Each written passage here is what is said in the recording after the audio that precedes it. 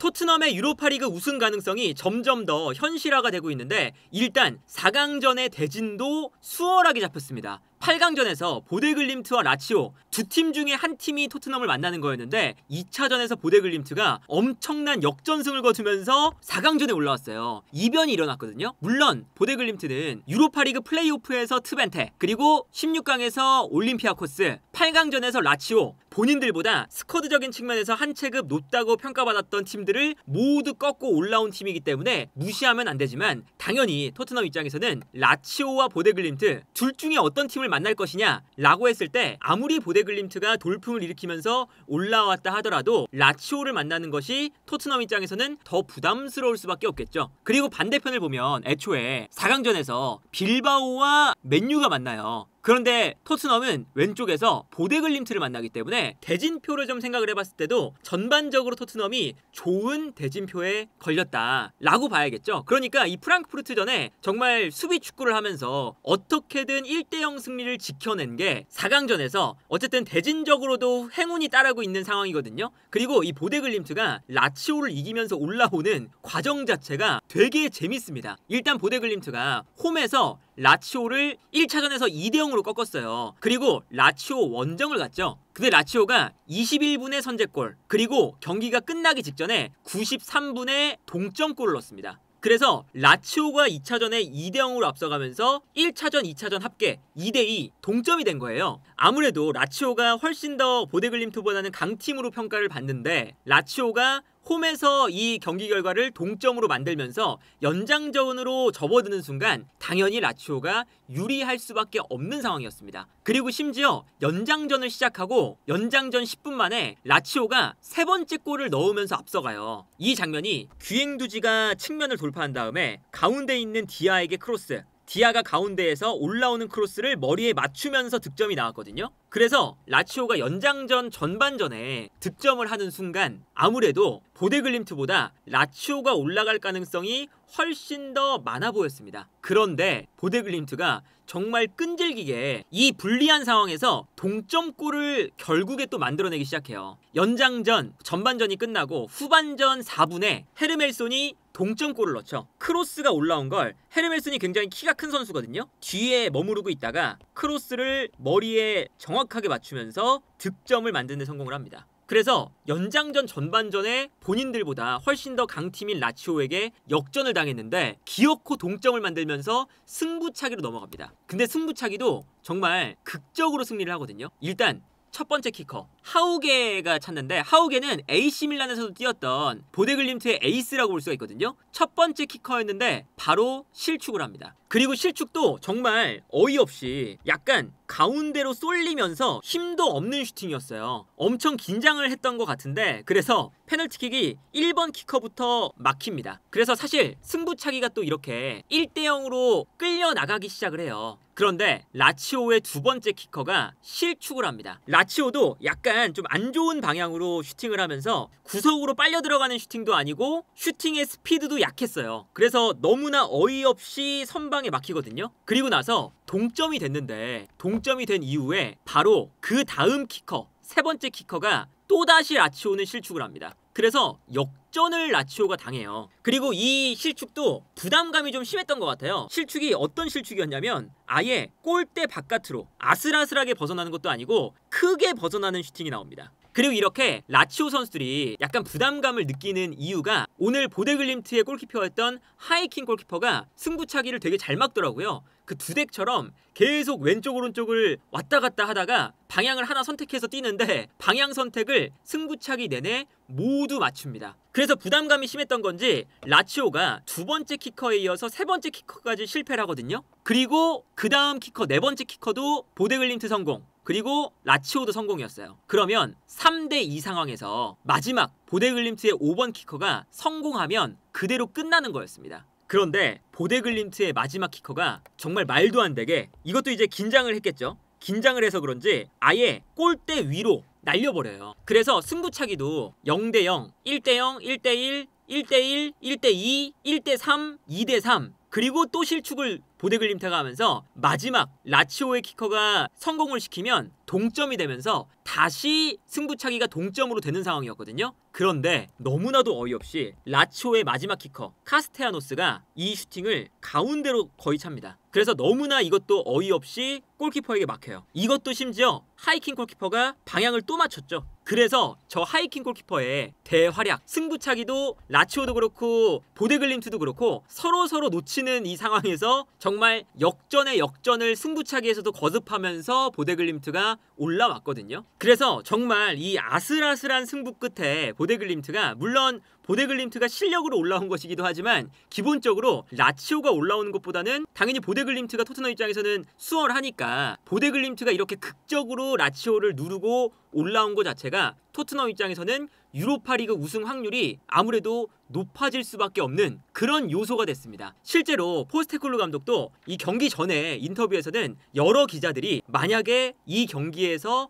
패배를 하면 포스테코글루 감독이 경기가 끝나고 인터뷰를 하는 게 아니라 메이슨 코치가 대신 인터뷰를 할 거다. 그리고 포스테코글루 감독이 경질될 것이다. 이런 예측을 했었는데 포스테코글루 감독이 프랑크푸르트전을 이겼더니 우승 가능성이 더 올라갔어요. 훨씬 더. 그러다 보니까 포스테코글루 감독도 인터뷰로 일단 우리가 운만 조금 더 따른다면 우승을 달성할 수 있다고 믿고 있습니다. 그러면서 이제 어떤 얘기를 하냐면 우리가 이번 시즌에 힘든 시즌을 보냈는데 힘든 시즌을 보낸 이유는 분명히 있다고 생각합니다. 어떤 이유냐? 최고의 선수들이 우리는 없었습니다. 비카리오, 로메로, 반더벤, 벤탄쿠르, 솔랑케 이 선수들이 이번 시즌 내내 없었기 때문에 우리가 어려움을 겪었었는데 그래서 리그에서도 성적이 안 나왔던 건데 이제 돌아오니까 우리가 좋은 경기력을 보여주고 달성할 수 있는 목표치를 달성하기 시작했다. 이런 이제 자신감 있는 인터뷰를 하기 시작했고요. 그리고 이제 굳이 하지 않아도 됐었던 인터뷰이긴 하지만 경질 여론에 대해서 신경이 쓰이냐? 라고 했을 때 나는 그런 것에 대해서 신경을 절대 쓰지 않는다. 그리고 안타깝게도 여러분들은 아마 나를 싫어하겠지만 많은 분들이 나를 조금 더 오래 봐야 될 것 같다. 매우 안타깝다. 여전히 약간 마음속에는 이 팬들의 좀 비판 여론 이런 것에 대한 약간 이제 뭐랄까요? 좀 안 좋은 감정들이 있는 그런 이제 인터뷰를 했거든요. 그러면서 내가 조금 더 감독직을 유지할 것 같은데 앞으로 어떻게 될지 두고 보자. 우승 가능성이 있다. 라고 아마 포스테코글루 감독도 어느 정도 판단을 한 것이 아닐까. 그런데 여기서 중요한 건 보데글림트가 무시해서는 안 되는 팀이라고 말씀을 드렸던 게 아까 보여드렸던 것처럼 트벤테, 올림피아코스, 라치오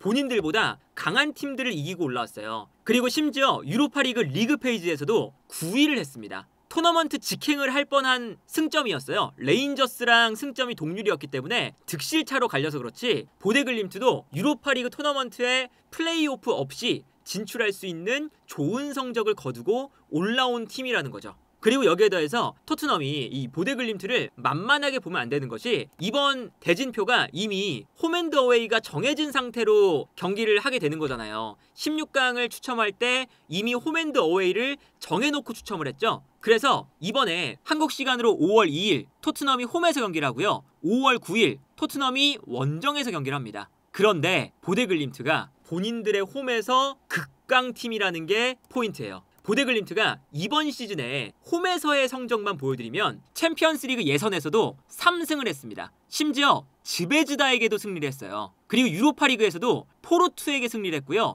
베식타스, 트벤테, 올림피아코스, 라치오 계속 승리를 거뒀습니다. 그래서 이번 시즌에 쭉 홈경기만 보면 11경기에서 10승 1패를 기록 중이에요. 카라박에게 한 번 패배한 이후로 단 한 번도 패배가 없습니다. 그리고 지난 시즌도 보면 마지막 13경기에서 9승 3무 1패를 했어요. 홈에서만. 엄청난 승률이죠. 그래서 이번 유로파리그나 챔피언스리그 보데글림트가 재밌는 점이 챔피언스리그 플레이오프에서도 보데글림트가 즈베즈다와 경기를 했는데 즈베즈다에게 홈에서 이겼습니다. 근데 원정에선 졌어요. 그리고 이번에 유로파리그 16강 플레이오프 때부터 보면 트벤테와 만났을 때도 1차전 원정을 가서 2대1로 패배를 했고요. 홈에서는 연장전 끝에 5대2로 승리를 했습니다. 그리고 유로파리그 16강전에서도 올림피아코스를 상대로 홈에서 3대0 승리, 원정에서 2대1 패 이러면서 16강도 승리를 했고요. 이번에 라치오와의 경기에서도 1차전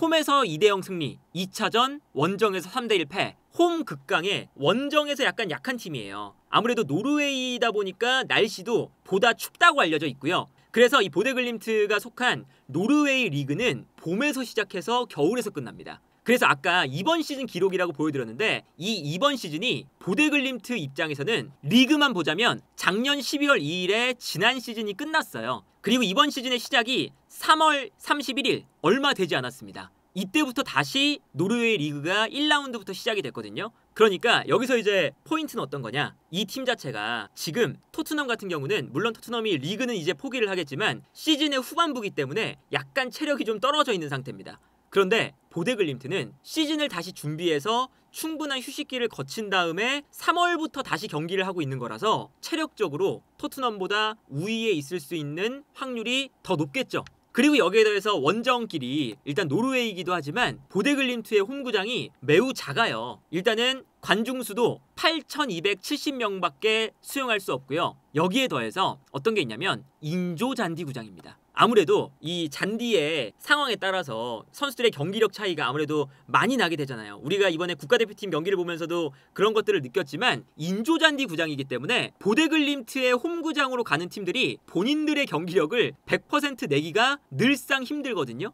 근데 2차전이 보데글림트다 보니까 1차전 토트넘이 홈에서 승리를 거두지 못한다면 보데글림트 원정에 갔을 때 승리를 장담하기 힘들다. 그래서 여러모로 일단은 토트넘이 보데글림트를 4강전에서 만난 건 라치오를 만나는 것보다는 훨씬 더 토트넘 입장에서는 좋은 일이라고 할 수가 있겠지만 그렇다고 해서 보데글림트를 그냥 무시해도 되는 팀은 아니다. 그리고 보데글림트의 홈구장이 원정팀들의 무덤이기 때문에 1차전을 무조건 토트넘은 승리로 가져가야 보데글림트 원정에서 성적을 어느 정도 내면서 결승전에 올라갈 수가 있다. 다만 다행인 것은 아무래도 보데글림트가 시즌을 이제 막 시작했기 때문에 체력적으로 정말 풀 충전이 되어 있는 상태인데 토트넘이 만약에 리그에서 순위 싸움을 하는 그런 순위였다면 리그도 신경 쓰면서 유로파 리그도 신경을 써야 되니까 체력이 후반부에 계속 떨어지는 흐름에서 보데글림트를 만났을 거예요. 그런데 토트넘은 리그에서의 순위는 의미가 없어졌으니까 리그는 100% 로테이션을 돌리고 보데글림트와의 경기만 준비하면 되니까 비교적 보데글림트에 비해서 체력적으로 밀릴 이유가 이제는 없다. 그리고 손흥민 선수도 이제 부상이 있다고 알려져 있지만 그래서 프랑크푸르트전에 못 나왔지만 손흥민 선수의 부상이 당장 이틀 전에 훈련에는 참여했거든요. 그러니까 이 뜻은 경기에 나갈 수 있을지 없을지 되게 애매한 상황. 그러니까 손흥민 선수가 휴식만 취한다면 2주 동안 그래도 회복할 수 있을 만한 시간을 확보하고 경기에 나올 수 있다는 것을 뜻하니까요. 토트넘 입장에서는 손흥민 선수의 복귀할 수 있는 시간적인 여유도 충분히 있다. 그래서 일단은 토트넘이 결승전에 갈 수 있는 가능성이 라치오가 아니라 보데글림트가 되는 순간 늘어난 것은 확실하고 그렇다는 건 우승 가능성도 당연히 늘어났다는 거니까 정말 이번 시즌에는 토트넘이 우승 트로피를 들어올릴 수 있을 만한 절호의 기회를 잡게 되지 않았나. 그리고 이 기회를 만약에 포스테코글루 감독이 잡는다면 이번 시즌 내내 엄청난 비판을 들었지만 그리고 실제로 이번 시즌을 정말 형편없는 축구로 망친 것은 확실하지만 뭐 포스테코글루 감독은 부상 때문에 그랬다 이러지만 어쨌든 그것도 감독의 역량이니까요. 이번 시즌 리그에서는 역대 최악의 성적을 기록을 했지만 우승 트로피를 들면서 결과는 그래도 챙길 수 있는 아주 좋게 그래도 마무리할 수 있는 상황까지는 만들어 놓지 않았나. 그리고 손흥민 선수가 이번 프랑크푸르트전을 못 이겼다면 이번 시즌 유럽 대항전은 끝나는 거고 리그에서의 성적도 유럽 대항전은 못 나갈 성적이니까 다음 시즌에 토트넘에 남으면 유럽 대항전이 없는 거였거든요. 이렇게 되면 손흥민 선수의 토트넘 마지막 시즌이 될 수 있는 다음 시즌이 굉장히 아쉽게 끝날 뻔했죠. 그런데 그래도 유로파리그 우승 가능성이 남아있으니까 만약에 우승을 해서 챔피언스리그에 나갈 수 있다면 손흥민 선수도 어쨌든 이번 시즌 유럽 대항전을 이어나갈 수 있고 다음 시즌에 챔피언스리그에 나갈 수도 있는 그런 가능성을 남겨놨다는 것에 일단은 매우 지금 토트넘은 그리고 손흥민은 좋은 상황에 처해 있는 그런 정말 딱 한 경기 프랑크푸르트전을 이겼다고 해서 흐름 자체가 급격하게 변화하는 좋은 흐름을 맞이하게 됐다.